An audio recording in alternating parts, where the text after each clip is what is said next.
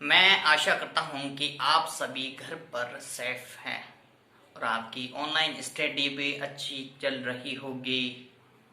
अच्छे से वीडियो आपके पास डेली के डेली भेज रहे हैं, वो भी आपको समझ में आ रहा होगा।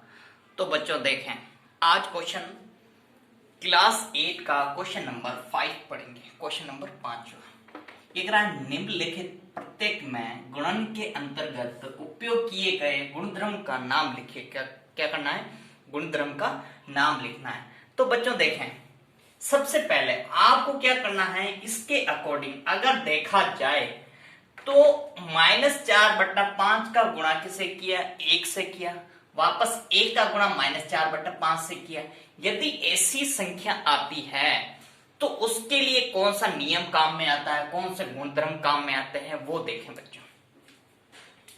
जैसे a का गुणा मैंने किससे किया? 1 से किया। फिर वापस 1 का गुणा a से किया। बस क्रम चेंज किया मैंने, इसको पहले लिखा, इसको बाद में लिखा, बस यही किया अपन ने। तो देखें बच्चों, अगर इसके लिए बात की जाए तो इसके लिए कौन सा गुणधर्म काम में आता है, तो आपने सभी ने पढ़ा होगा और मैंने पढ़ा भी दिया आपको, बेसिक्स में आपको मैंने पढ़ा दिया। यदि ऐसी कंडीशन आती है तो उसे कहेंगे अपन गुणात्मक तत्समक। क्या कहेंगे? गुणात्मक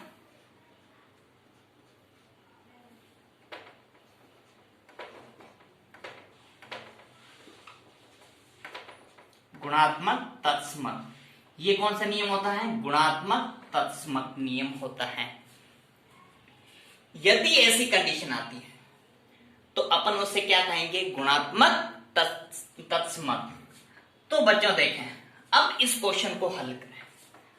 हल करोगे तो वापस वही कंडीशन आएगी, दोनों का a का गुणा 1 से करो तो a आएगा। a बराबर किसे आएगा? a के आएगा।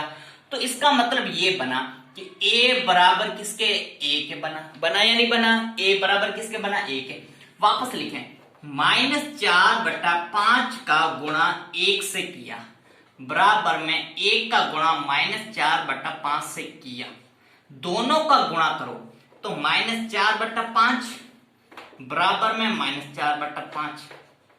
दोनों पक्ष क्या आ गया?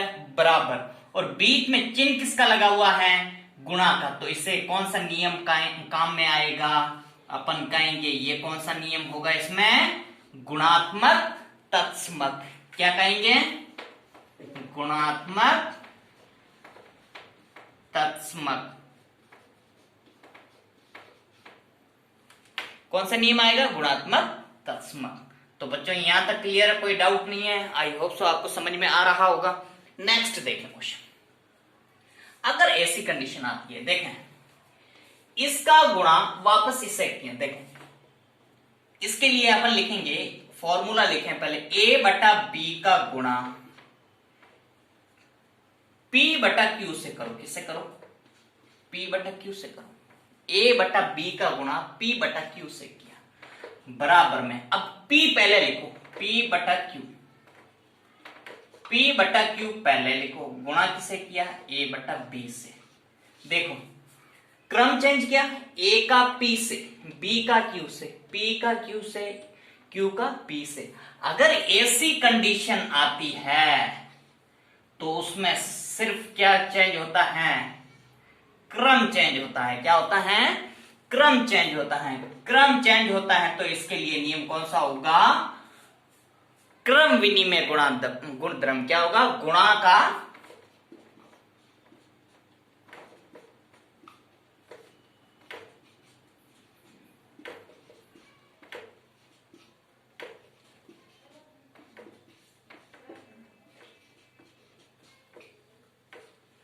गुणा का क्रम विनिमय गुणधर्म। कौन सा नियम आएगा? गुणा का क्रम विनिमय गुणधर्म। यहां तक कोई डाउट बच्चों होना भी नहीं चाहिए। तो इसको देखें, आप लिखें -13/17 का गुणा -2/7 से करूं। सेम का सेम, इसको चेंज करो। देखो 2/7 लिखा, गुणा किया -13/17 से। सेम है तो कौन सा नियम आएगा? सॉल्यूशन में अपन लिख रहे हैं तो आंसर में क्या लिखेंगे?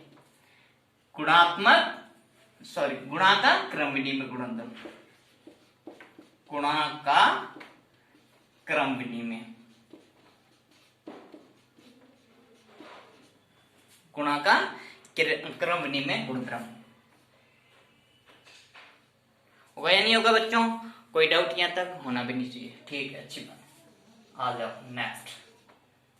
देखें अब इसके अकॉर्डिंग अगर ऐसी कंडीशन आती है तो मैं क्या करूं? डायरेक्ट क्या करना है आपको? गुणा करना। गुणा करने पर अगर मेरे पास एक आता है, क्या आता है? गुणा करने पर एक आता है, क्या आता है? जैसे कितना लिखा हुआ है? 19/27 और उसका गुणा किससे कर रहे हैं? वापस 29/19 से गुणा करना है। क्या करना है? डायरेक्ट गुणा करना है। अगर ऐसी कंडीशन आती है तो अपन कौन सा नियम यूज में ले? ये सर 29 है, क्या है ये? 29। अब ऐसे देखो -19/29, 29/19। अगर ऐसी कंडीशन आती है तो उसके लिए कौन सा यूज में आता है? देखो अगर a/b का गुणा इसका प्रतिलोम करूं, क्या करूं? प्रतिलोम मीन उल्टा, नीचे का ऊपर, ऊपर का नीचे, b/a। अगर ऐसी कंडीशन आती है तो उसके लिए नियम कौन सा आता है? वो देखें, बराबर में कितना आएगा? 1 आएगा। जो 1 आता है तो उसके लिए कौन सा नियम आता है? देखें बच्चों,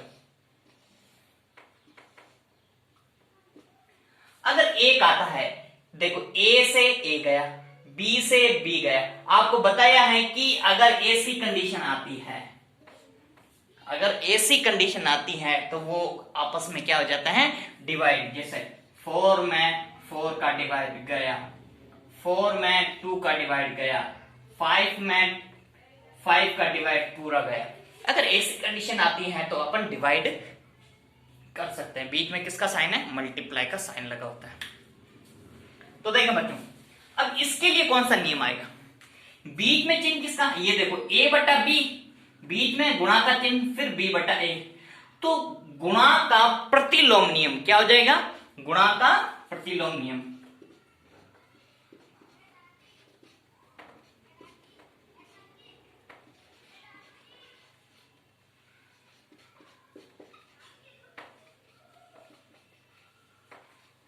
गुणा का प्रतिलोम, गुणा करना है इसलिए क्या हो जाएगा? प्रतिलोम। और बराबर कितना आना चाहिए? 1। आप सॉल्यूशन में लिखो, हल में लिखो। देखो 19/29 गुणा किया 29/-19। देखो 19 ने 19 को मारा, 29 ने 29 को मारा, बराबर कितना आया? 1 आया। क्या आया? बराबर में भी कितना आया? 1 आया। तो ये कौन सा नियम हो? देखो बराबर जब आता है तो वो क्या होता है? गुणा का प्रतिलोम। क्या होगा?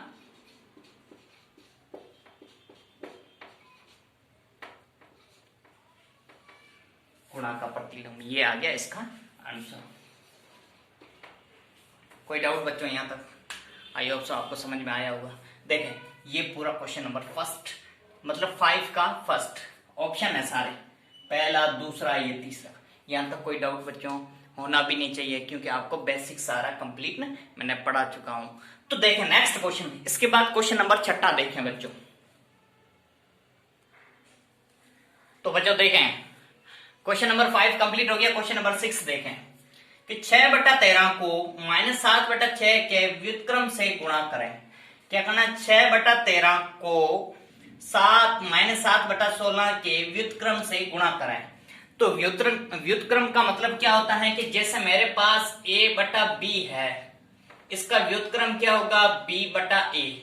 ये होगा b/a।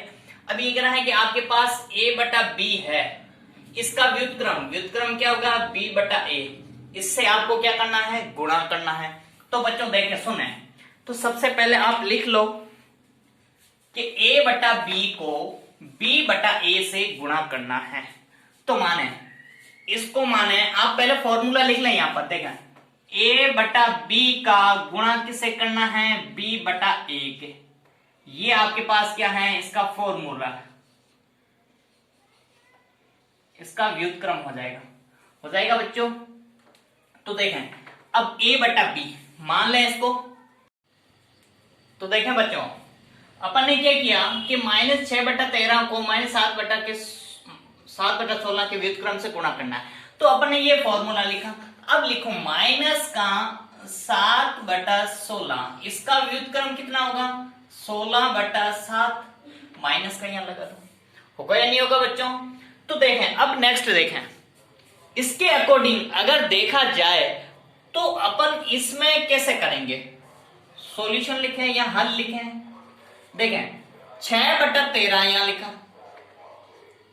लिखा, गुणा का चिन्ह लगाया, -7/16 का व्युत्क्रम से गुणा करें, -16/7 होगा। क्या होगा, माइनस का 16/7 होगा या नहीं होगा बच्चों। अब देखें इसका ऊपर का ऊपर से गुणा करें, ये 6 का गुणा किससे करोगे, -16 से। 13 का गुणा किससे करोगे, 7 से करोगे या नहीं करोगे बच्चों। देखो तो देखें 6 का गुणा 16 से करें तो माइनस का 96 माइनस का 96। 13 का 7 से करो तो 91 होगा या नहीं होगा। ये आया बच्चों गुणा करने पर। ये कर है आपको व्युत्क्रम से गुणा करना था, तो व्युत्क्रम से गुणा किया, इसका आ गया बच्चों समझ में, ये आ गया इसका आंसर।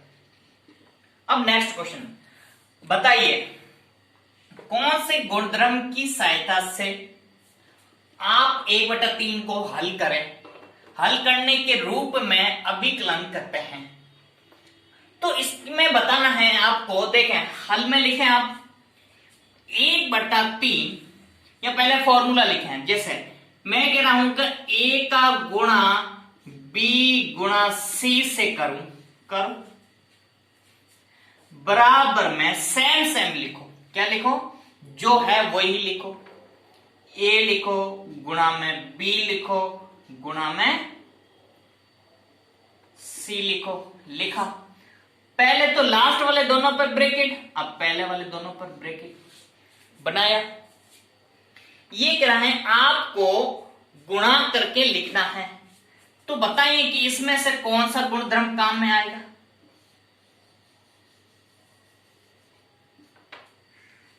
तो इसमें बताओ कौन सा गुणा का नियम काम में आएगा। देखें 1/3 लिखा अपन ने, 1/3 माना a को। उसके बाद कह रहा है कि आपके पास कितना है, 6 गुणा में 4/3, तो इसको माना b, इसको माना c। 4/3 को माना या नहीं माना। तो अब इसमें से नियम कौन सा काम में आएगा, तो वो आपको बताना। देखें बच्चों इसको लिखें, माना 1/3 क्या है, a है, ब्रैकेट बनाई। इसके लिए नियम कौन सा काम आएगा, गुणन का या गुणा का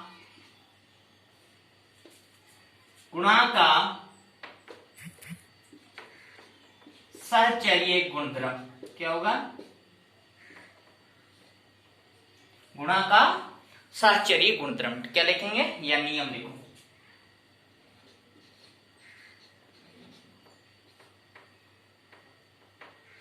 ये इसके लिए नियम काम में आएगा। तो बच्चों बताएं आप, इसको मैंने लिखा a/3, b क्या है 6, गुणा में क्या है 4/3 लिखा, ब्रैकेट बंद की, सेम बराबर में a कितना 1/3। लेकिन वहां पर क्या है, माइनस लगा हुआ है क्या, नहीं कुछ भी नहीं है, चिन्ह ब्रैकेट बनाया, गुणा b में क्या है 6 है, गुणा ब्रैकेट बनाया, फिर क्या लिखा 4/3। बस चेंज हुआ, थोड़ा बहुत इसका चेंज किया अपन ने, क्रम चेंज किया। तो इसमें कौन सा नियम लिखेंगे, गुणा का साहचर्य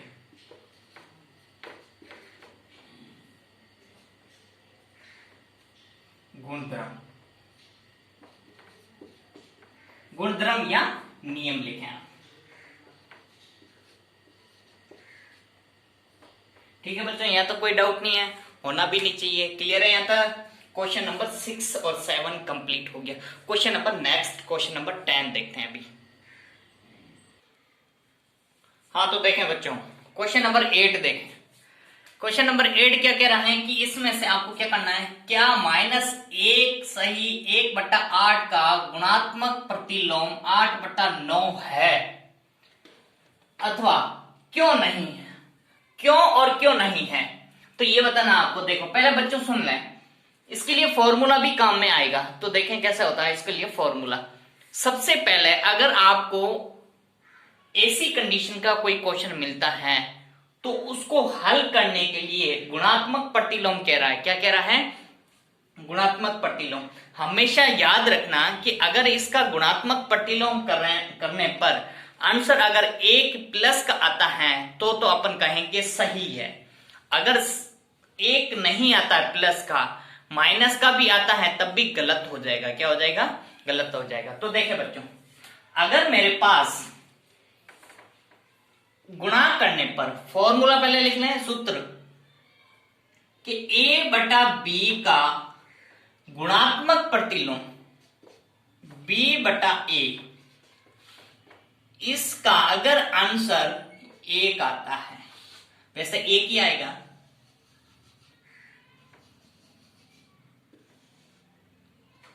इसका आंसर क्या आएगा, 1 आएगा। अगर आंसर 1 आता है इसका भी हल करने पर तो अपन कहेंगे सही है। अगर 1+ का नहीं आता है, माइनस का आएगा, तब वो अपन क्या हो जाएगा, गलत हो जाएगा। तो देखें बच्चों, इसके लिए अब तो लिखें सॉल्यूशन में अपन क्या लिखेंगे, यदि -1 सही 1/8 -1 सही 1/8 इसको हल करें तो 8 का गुणा 1 से करो, 8 एकम 8, 8 + 1 कितना हो जाएगा, 9, -9 बट्टा कितना हो जाएगा, 8 आएगा। इसके अलावा 8/9 भी पड़ा है, दूसरा क्या है 8/9। तो इसमें आपको क्या करना है, पहले तो देखें माइनस का 9/8 लिखा, इसका गुणा किससे किया है, गुणात्मक प्रतिलोम कितना, 8/9। देखो 8 ने 8 को मार दिया, 9 ने 9 को मार दिया, पीछे क्या बचा मेरे पास, यहां माइनस का 1, यहां 1+ का, 1 का गुणा 1 से किया तो माइनस का 1, नीचे भी 1 का गुणा 1 से किया तो माइनस का 1 आया या नहीं आया, आंसर में क्या आ रहा है, माइनस आ रहा है। तब तो अपन कहेंगे इसका गुणात्मक प्रतिलोम नहीं होगा। क्या कहेंगे अपन, इसका गुणात्मक प्रतिलोम नहीं है। अतः -1 आने पर यह है गुणात्मक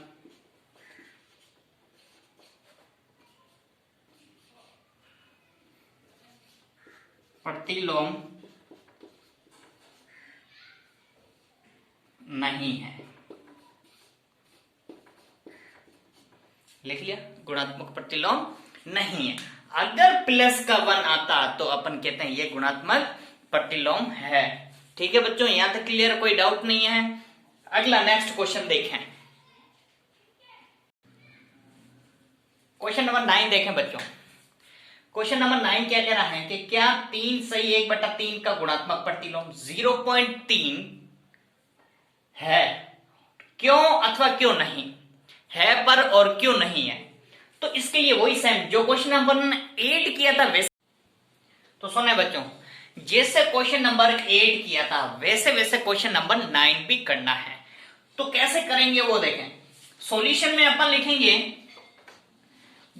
फॉर्मूला लिखा हुआ है A/B मल्टीप्लाई में B/A इक्वल टू में क्या आना चाहिए, 1, प्लस का आना चाहिए, प्लस का 1 आना चाहिए। अगर प्लस का 1 आता है तो आंसर अपना क्या होगा, सही होगा। अब 0.3 पहले तो ये लिख लो, 3 सही 1/3 को क्या करो, हल करो, 3 का 3 से गुणा करेंगे तो कितना आएगा, 9, 9 + 1 कितना आ जाएगा, 10/3 होगा या नहीं होगा। अब दूसरा 0.3 को हल करें, देखें पॉइंट हटाई मैंने यहां से, तो ऊपर अपने पास कितना बचा हुआ है, 3 तो बचा हुआ, पॉइंट हटाई, नीचे कितना आया, 1 आया, पीछे अंक कितना, 1 अंक है तो 0 1 लगाएंगे। लगाएंगे या नहीं बच्चों? आगे देखें, अब इसके अकॉर्डिंग इन दोनों का क्या करना है, मल्टीप्लाई करना है।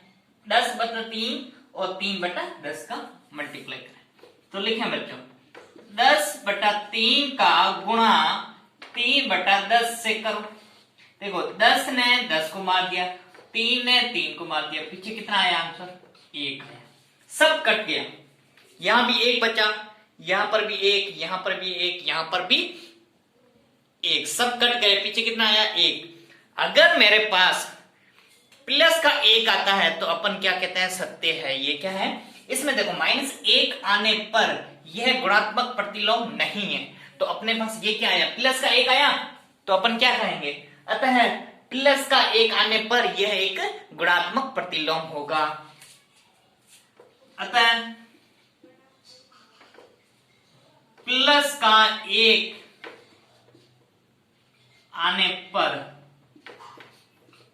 यह एक गुणात्मक प्रतिलोम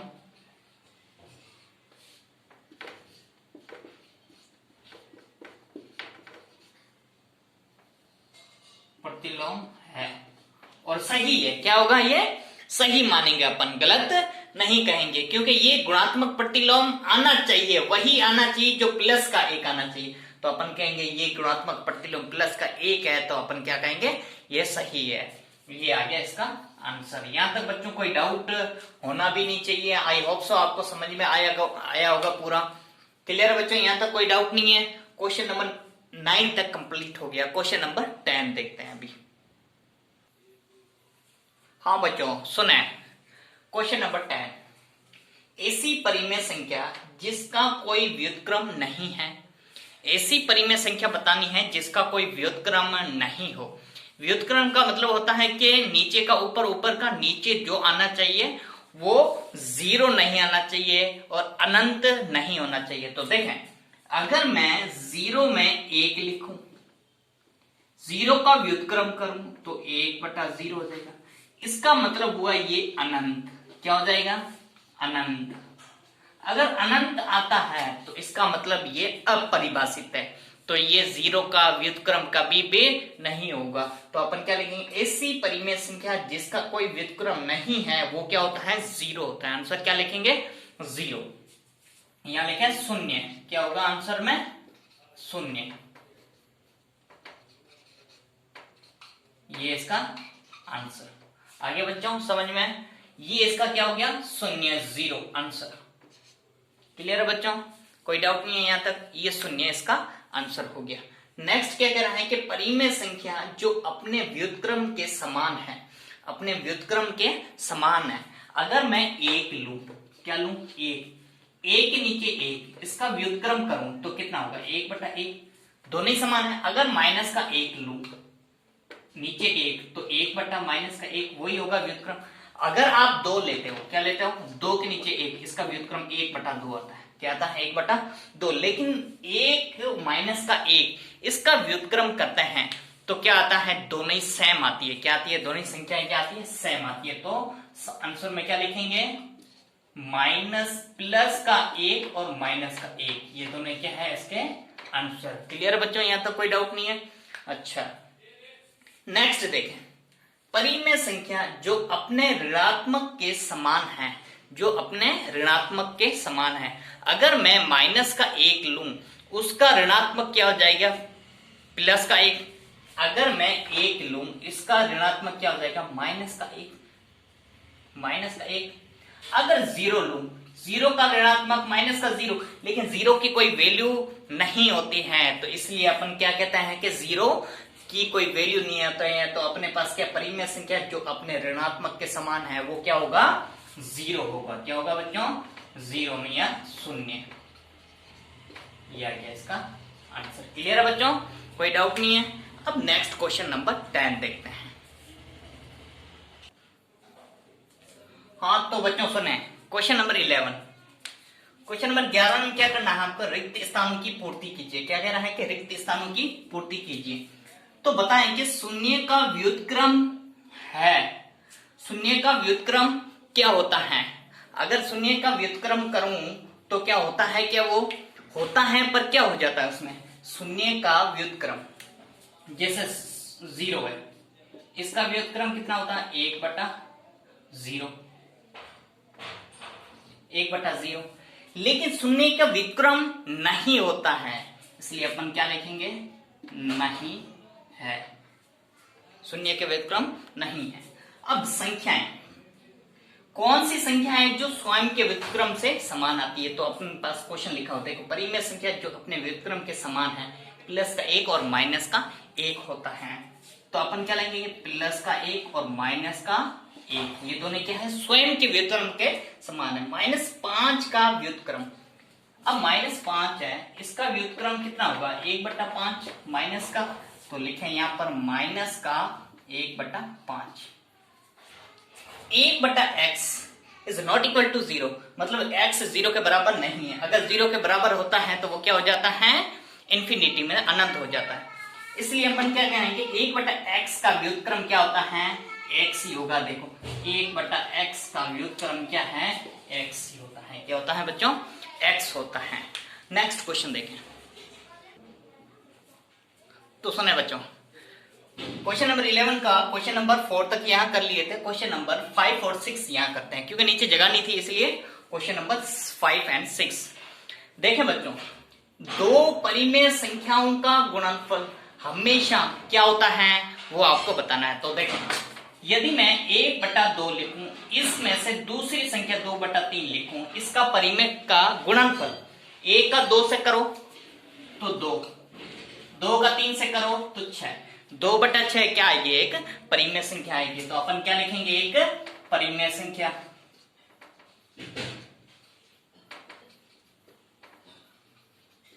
एक परिमेय संख्या है। दूसरा क्वेश्चन, किसी धनात्मक परिमेय संख्या का व्युत्क्रम हमेशा धनात्मक ही आता है। जैसे -5 प्लस का 5/4 का व्युत्क्रम करूं तो 4/5 क्या आएगा, धनात्मक ही आएगा। क्या आएगा, धनात्मक। तो क्या लिखेंगे यहां पर, धनात्मक। क्लियर है बच्चों, यहां तक कोई डाउट नहीं है। आई होप सो आपको पूरा वीडियो समझ में आया होगा, यहां तक कोई डाउट नहीं है। ओके बच्चों, गुड बाय, धन्यवाद।